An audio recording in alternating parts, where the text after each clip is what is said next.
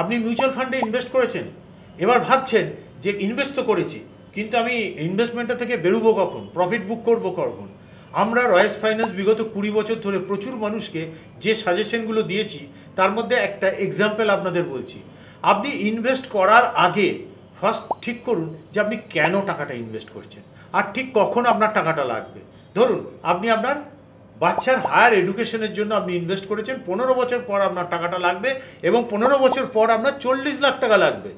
এবার আপনি যেখানে ইনভেস্ট করেছেন ইনভেস্টমেন্টটার ভ্যালু বেড়ে 15 বছরের আগেই 40 লাখ টাকা হয়ে গেছে, আপনি কি করবেন?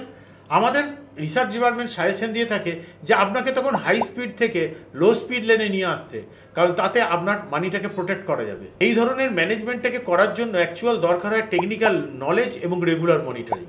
এবার আমাদের রিসার্চ ডিপার্টমেন্ট তারা রেগুলার মনিটর করে, আর এই টেকনিক্যাল নলেজটা আপনাদের কাছে পৌঁছে দেয় আমাদের ওয়েলথ কোচরা। এবার এই ওয়েলথ কোচদের যদি সার্ভিসটা আপনার প্রয়োজন হয়, আমাদের 8812888844 এই নাম্বারে কল করুন বা মেল আইডিতে মেল করতে পারেন, দিয়ে আপনি আপনার হেল্প নিন।